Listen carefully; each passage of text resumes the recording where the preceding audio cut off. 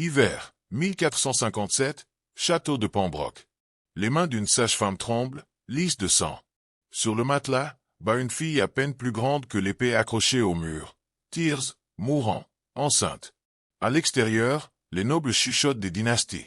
À l'intérieur, un enfant se bat pour la respiration. Demandez-vous, comment l'Angleterre a-t-elle laissé cela se produire? Et pourquoi l'ont-ils appelé destinée? 31 mai 1443, Antedocastle, Bedfordshire. L'infirmière mouillée n'a même pas coupé le cordon lorsque les courtisans commencent les mathématiques. La minuscule Margaret Beaufort n'est pas un simple bébé. Elle est une superficie, des loyers et des titres regroupés dans un tissu à l'abattage. Son père, John Beaufort, duc de Somerset, devra la protéger des yeux affamés, sauf un an plus tard. Il est retrouvé mort. Un suicide chuchoté qui tache tous les héritiers avec scandale. Soudain, le bébé le plus riche d'Angleterre est également le plus vulnérable. Les requins féodaux entourent le berceau. Le terrain équivaut à la puissance. Le pouvoir a besoin d'un contrat de mariage. La mère de Margaret, Margaret Beauchamp, essaie de construire un mur de livres et de tuteurs doux, avec ses rimes françaises en tout petit, tracer des lettres sur parchemin. C'est une brève idylle. Lorsque Margaret aura 3 ans, King Henry brise ce mur avec un décret royal. L'enfant est accordé, comme un sac de pièces, à William de la Pole, duc de Suffolk. En quelques mois, un mariage est mis en scène. Imaginez-le, une chapelle en pierre faisant écho aux vœux latins ni « marié » ni « marié » ne peuvent prononcer. Le marié, John de la Pole, a 7 ans. La mariée, Margaret, a 3 ans, ses pieds touchant à peine le plancher Rushtrone. L'encre sur la dispensation sèche toujours lorsque le destin pivote. Suffolk est arrêté, puis assassiné en route vers l'exil. Son capital politique s'effondre, et Margaret, d'âge 10, couramment trilingue, jouant toujours avec des poupées sculptées, est de retour sur le bloc de vente aux enchères royales. Entrés dans les demi-frères Tudor, Edmund et Jasper, les fils audacieux de la mère veuve du roi et de son écuyer gallois. Les yeux d'Edmund ne s'attardent pas sur les psautières ou les tresses de Margaret, ils se verrouillent sur ses actions et ses dots. 1er novembre 1455, dans un hall drafty allumé par le suif de gouttière, Margaret de 12 ans récite les vœux à Edmund Tudor, âgé de 20 ans. Même dans un siècle qui épouse les enfants, tout le monde connaît la règle non écrite, attendre pour consommer. 14 est le minimum tacite, plus âgé si vous appréciez la vie de la fille. Edmund attend des jours, peut-être seulement des heures. Pour lui, le calcul est simple. Si Margaret porte un enfant, il garde ses terres à vie. Son âge est un inconvénient. Son ventre à coffre-fort, il a l'intention de s'ouvrir, peu importe le coût. Les torchées de mariage sont à peine froides lorsqu'Edmund Tudor réclame son prix. Dans les registres médiévaux, les épouses sont des actifs, la fertilité et l'intérêt gagné. Il connaît les statuts. Si une héritière meurt sans enfant, ses domaines reviennent à des parents. Lui porter un bébé et il les tient à vie. Ainsi, dans le silence de leur première nuit, les 20 en rampent sous des couvertures cousues de signes de Beaufort et forcent un enfer de 12 ans pour sécuriser sa fortune. Les tuteurs de Margaret ont appris ces déclinaisons latines, pas le sens de la nausée à l'aube. Au printemps 1456, elle apprend toujours des modèles de broderie tout en tirant secrètement des épisodes de maladie.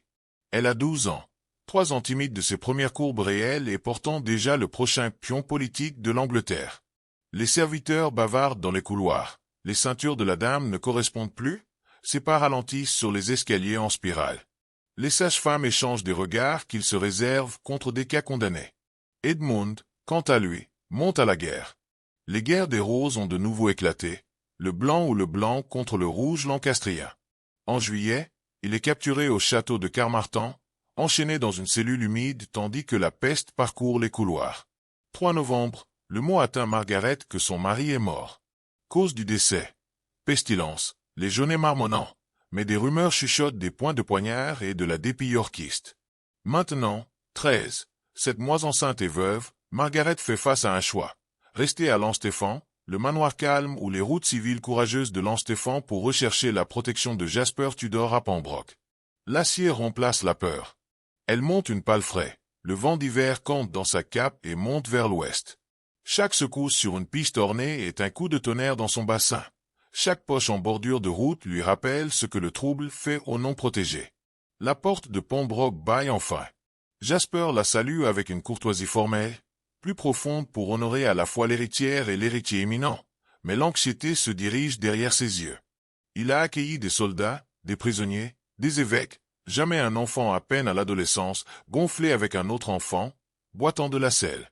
En quelques semaines, la neige dépoublie les créneaux. Les incendies rugissent, les herbes sont bouillies, les draps disposés. Les sages-femmes aiguisent des cisaillements et des prières. Margaret frissonne par le foyer, une main sur son ventre tendu, l'autre serrant une croix en état. À l'extérieur, les hiboux visent des champs surgelés. À l'intérieur, le temps ne tire plus une essence, personne ne croit que son corps peut survivre. 28 janvier 1457. À Gall Rattle Pembroke Shatter tandis que les torches égouarnent le long du couloir, jusqu'à la chambre de Margaret. Le travail a commencé, et a bloqué. Des draps s'accrochent à son léger cadre, trempé de sueur. À 13 ans, elle pèse à peine 7 pierres. Son bassin, enfance encore étroite, forme un anneau de fer autour d'un nourrisson obstinément coincé à l'intérieur. La sage-femme Ellen Price, les mains tremblantes, les calculs de chuchotement appris des années de livraison de basse-cour, angle de descente, ou comme un moineau piégé. Rien ne correspond à cela. Elle se penche contre l'oreille de Margaret, respirez avec la bougie, madame, en dehors, stable. Margaret obéit, lèvres à craie blanc, ombre coupant les lunes en croissant dans le matelas. Heure passée. Les cloches de l'église marquent minuit, puis 3, puis 5. Jasper arrive le passage, des bottes résonnant sur l'ardoise. Chaque cri étouffé le tranche, chaque silence soudain est pire. Il envoie un suif supplémentaire et du vin supplémentaire, tout pour conjurer le froid de Death. À l'intérieur, les muscles échouent et la sage-femme opte pour les dernières stations médiévales. Huile chaude, incision prudente, prière désespérée à Saint Margaret d'Antioche, patron de l'accouchement. La chambre se remplit d'air à tange fer. Une femme de chambre rèche à côté du foyer. Enfin, à première vue, un halètement humide, puis un gémissement. Un garçon, lisse comme un seau, à cramoisi et furieux au monde. Il le nomme Henri sur place, Henri Tudor. Mais triomphé les caillis quand il se retourne vers la mer. Margaret se trouve semi-conscient, les yeux flous, les lèvres se déplaçant dans la psalmodie silencieuse. Les piscines de sang malgré les cataplasmes, les tissus déchirés pleurent. La sage-femme connaît les signes, la fistule obstétricale, les blessures à l'écrasement pelvien, des liaisons qui ne guériront pas dans une vie. Le mot se propage à travers le donjon. L'héritière survit, par miracle. Jasper ordonne un te deum chanté dans la chapelle. Les serviteurs allument 30 bougies votives. Pourtant, Margaret ne peut pas supporter pendant des semaines. Quand elle le fera enfin, elle marche avec des marches prudentes et mesurées comme si le sol pouvait se fracturer. Dans cette brume convalescente, un vœu cristallise. Si Dieu l'a épargnée, ce doit être à des fins. Elle étudie les registres du domaine du lit, dicte des lettres au commissaire, mémorise les lignées héraldiques entre des doses de sirop de pavot. La douleur aiguille chaque respiration, mais la stratégie s'acquiert sous la douleur. L'enfant dans le berceau est un effet de levier. Les cicatrices sur son corps, un grand livre de dettes que le monde lui doit maintenant. Le printemps se glisse sur Pembroke, mais la chambre de Margaret reste sombre, lourde de lavande pour masquer le muscle de la chambre de malade. Les chirurgiens ont fait ce qu'ils peuvent, déclencher des larmes, emballer des blessures avec du miel, mais chaque quart de travail dans son lit ressemble à du silex contre le nerf brut. Elle apprend à mordre le linge au lieu de crier. Les nobles respectent plus le silence que la douleur. Le mot arrive de la cour. Le roi Henri V accorde sa tutelle à Jasper, mais murmure déjà le baise. Lancaster toté. York rassemble la force. Margaret écoute, mémorisant chaque rumeur tandis que Henri somnole à ses côtés. Elle ne peut pas le bercer longtemps. Tenir 8 livres de nourrisson étire les muscles déchirés jusqu'à ce que les taches dansent sous ses yeux. Mais elle étudie son visage comme si elle la gravait sur son âme. Nez du Tudor large, yeux gris Beaufort. Une dynastie en miniature, et sa seule chance de rédemption. Quand elle quitte enfin la chambre de naissance, les préposés notent un changement.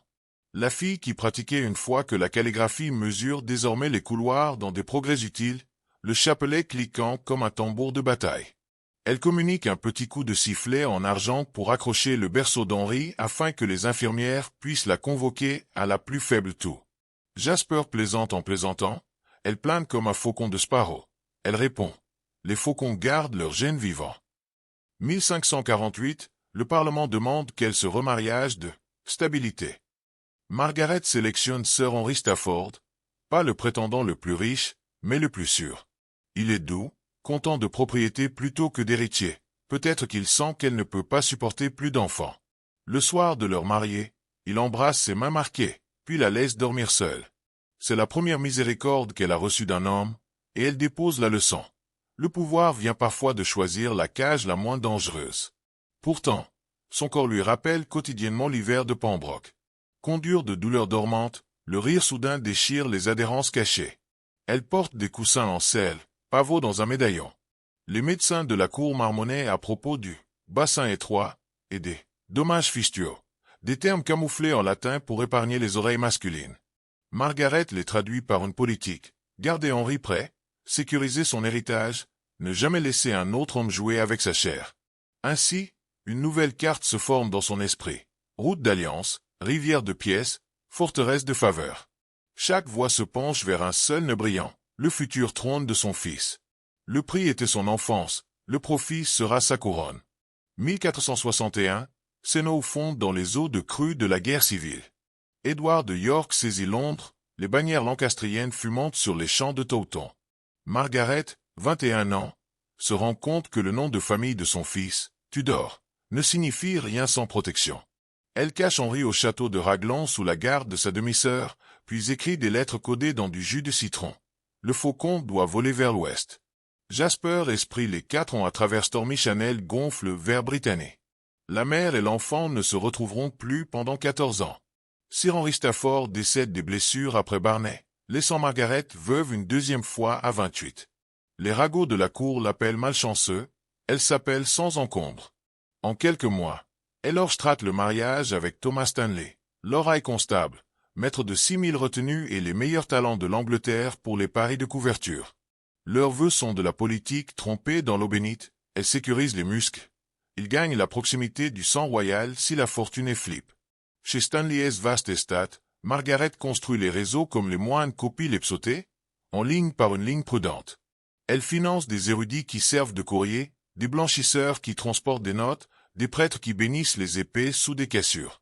Chaque contact est un carré sur son échec en expansion. Elle signe des lettres M. Margaret Regina, plaisanterie, moitié prophétie. En 1483, la prophétie trouve une fissure. Le roi Édouard Yves décède. Son jeune héritier disparaît dans la tour. Richard y monte, drapé de soupçons et épais comme brouillard d'hiver. Margaret sent opportunité. Elle organise des réunions de minuit avec Elizabeth Woodville, la reine douairière de York se cachant dans l'abbaye de Westminster. The Bargain. Épouser Henri Tudor à Elizabeth de York, Unite Red Rose and White, terminer le carnage. Woodville est d'accord, l'Angleterre pourrait soupirer en soulagement si elle survit pour expirer. Mais le complot à partir de Salon ne peut pas gagner des champs. Margaret ponde ses bijoux pour équiper des navires de Bretons, chuchote aux nobles mécontents, nourrit Stanley Coin pour rester neutre, devrait se battre. La neutralité, elle sait, est le code Stanley pour attendre de voir qui saigne moins. Août 1485, Bosworth. Henri Land. Les troupes de Stanley regardent des crêtes comme les Hawks pesant des proies. Au point de basculement du combat, Stanley charge, agace Richard. La couronne roule dans la boue, et William Stanley le place sur la tête d'Henri. De l'autre côté du champ, un messager étit le nord, portant une phrase triomphante. « Madame, votre fils est roi. » À Londres, Margaret Beaufort s'agenouille, des larmes brûlant des cicatrices invisibles sous sa robe. La dynastie est née, mais dans ses os, les mots d'écho de Pembroke, le royaume repose sur le corps déchiré d'un enfant. 1485 à 1509, l'Angleterre apprend à prononcer Tudor, et Margaret Beaufort devient le pouvoir derrière son trône. Les poètes judiciaires la surmontent, ma mère la mère du roi, un titre qu'elle exerce comme une bague. Elle se lève à l'aube pour la masse, dîne sur du bouillon, puis déplace des armées de parchemin dans les chambres royales, les rémissions fiscales ici, les évêques là-bas, les alliances de mariage partout. Les courtisans s'inclinent devant Henri V, mais ils regardent les yeux de Margaret pour le vrai verdict. Pourtant, les goûts de victoire en fer. Chaque triomphe traîne une chaîne liée à Pembroke. Quand Henri propose la fidèle de sa fille aînée, la princesse Margaret, à James IV en Écosse, les souvenirs claquent, un lit en bois, des feuilles de sang, une fille enrouée d'une fille. Elle coint Henri en conseil, voice contrôlée. Nuque le Blow White. Sire, elle n'est pas encore mûre depuis des années. Un péril mortel, mortel des cours d'union. Élisabeth de York fait écho à son plaidoyer. Pendant des semaines, la mère et la femme forment une barricade unie. Mais les rois mesurent les filles en traité. Le contrat est scellé. La princesse se mariera à 13 ans. Margaret regarde les rayures grattants, sachant que l'encre peut être plus nette que les épées. Cette nuit-là, elle écrit une prière privée. « Seigneur, épargne l'enfant ce que tu ne m'épargnes pas. » Elle canalise la douleur dans la brique et le mortier. À Cambridge, elle confère le Christ's College, puis Styonès, insistant pour que les chercheurs prient quotidiennement pour Margaret, un pécheur. L'architecture est sa pénitence, des arches larges où son bassin était étroit, des cloîtres sereins où sa jeunesse était le chaos. Les élèves la tautent comme bienfaiteur, peu savent que les frais de scolarité ont été payés dans des tissus cicatriciels. H66 trouve-t-il encore vif, émettant des commandes à partir d'une chaise à dossier haut, des perles de chapelet cliquant comme des vitesses d'horloge. En juin 1509, 5 jours après avoir regardé le petit-fils Henri vit, couronné sous le tissu de gold, la fièvre l'a saisie. Elle convoque John Fisher, confesseur et ami. Il se souvient de Pembroke à haute voix, appelle sa survie, Goddess Marvel. Margaret le corrige, l'avertissement de Dieu. Elle meurt avant l'aube, le crucifix à la main, les lèvres en forme autour du nom d'Henri. L'Angleterre l'enfourre près d'Edmond Tudor, Choice ou Teder non résolu, personne ne peut dire. Les effigies en pierre la louent en tant que fondatrice, mère, roi. Mais sous la splendeur de l'albâtre se trouve un corps à jamais 17 pouces autour des hanches, cartographié avec des fissures invisibles de l'apparat divers qu'aucune inscription de la dynastie ne peut effacer. Le tombeau de Margaret se refroidit à Westminster, mais Tudor pageantrie s'épanouit. Portrait de Holbein, Golden Progress, le mythe d'une nouvelle Angleterre. Les chroniqueurs polirent le récit. L'héroïque Henri s'est uni le royaume, la femme pieuse Margaret endosse les collèges, destinée épanouie. La fille dans le lit d'accouchement s'estompe derrière les lions héraldiques et les devises latines. Des siècles plus tard, les historiens victoriens romantisaient davantage la dynastie. Mariage d'enfants? Il hausse les épaules. Ordinaire pour l'âge. L'urgence d'Edmond? Duty conjugale. Leurs notes de bas de page chuchotaient, mais leurs pros soupirent sur des robes de velours, pas de chair déchirée. Un silence aussi stratégique que n'importe quelle ligne de bataille est tracée. Pour célébrer les Tudors, il faut oublier les 13 ans qui ont saigné pour eux. Pourtant, les dossiers Margaret elle-même préservés refusent de rester silencieux. Les rouleaux des shérifs notent son âge au mariage, 12. Dispensation papale, sage-femme Billings, sermon de Fisher déclarant Soli TTLE un personnage. L'épreuve pulse sous des volumes à tranches dorées, attendant que les yeux ne voulaient pas éviter. Les érudits modernes cassent enfin le sceau. Les historiens médicaux retracent la fistule obstétricale à travers ses symptômes. Les psychologues cartographient les réponses des traumatismes à son maternage fervent. Les militants repèrent un écho effrayant. 12 millions de filles chaque année sont toujours forcées à se marier dans le monde entier. L'agonie médiévale de Margaret devient un miroir reflétant les statistiques contemporaines, à l'étranger que le temps seul ne guérit pas la cruauté.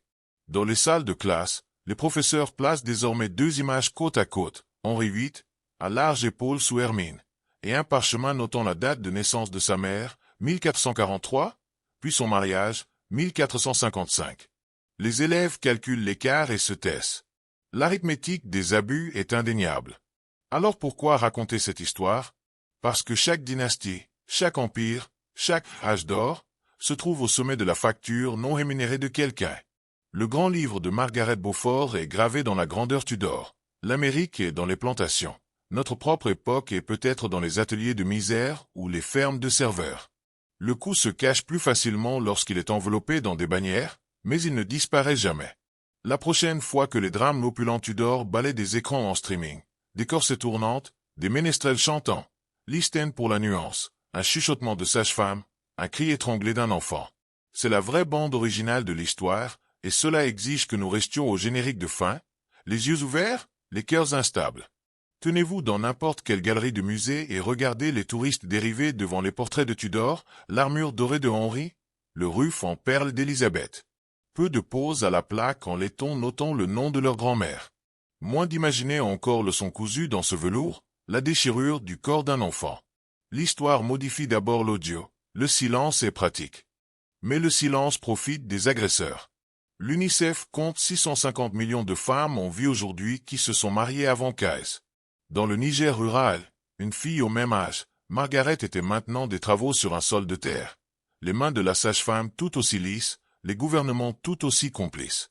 La technologie tweetait l'indignation, mais les contrats de dot sont toujours proches. L'hiver de Margaret est vivace. Alors, que lui devons-nous? Pas pitié. Elle a armé sa douleur en politique mieux que n'importe quelle pitié. Ce que nous devons, c'est la vigilance. Chaque fois que la législation menace l'autonomie des filles, que ce soit des lacunes de mariage pour enfants, une éducation restreinte ou des rollbacks de soins de santé, nous regardons la logique d'Edmond Tudor ressuscité. La richesse d'abord, les corps deuxièmement. Nous devons également l'honnêteté. Les récits romantiques ont le pouvoir, ils façonnent les budgets de l'empathie. Imaginez un film qui montre le triomphe de Bosworth, puis coupe dans la chambre à coucher de Pembroke alors que les crédits finaux se déroulent. La justification laisserait les salles mal à l'aise, remettant en question la gloire. Cet inconfort est productif, il élargit l'objectif moral. Et nous devons des noms. Dites Margaret Beaufort aux côtés d'Henri VIII, dites le bassin déchiré aux côtés de Tudor Rose. Les associer jusqu'à ce que les manuels ne puissent pas se séparer de la conséquence. Les enfants qui étudient les dynasties devraient apprendre les factures des dynasties.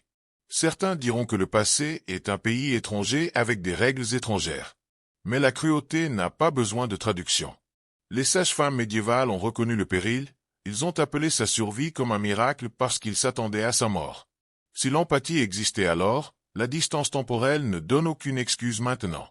Racontera-t-il son histoire de changement de politique? Peut-être pas rapidement. Mais les histoires vont des points de référence. La prochaine fois que les législateurs débattent de l'âge du mariage, quelqu'un peut se souvenir d'une duchesse de 13 ans qui hurle à travers un hiver gallois et réfléchir à 2 fois avant de voter? Oui. Margaret a passé 6 décennies à transformer le traumatisme en infrastructure. L'école, les bourses, les couloirs sûrs pour les esprits futurs. Héritons ce travail. Construire des structures où la vie des filles et des conditions préalables, pas en garantie. La rose Tudor ne peut pas revenir à Bud, mais les nouveaux jardins peuvent fleurir sans sang.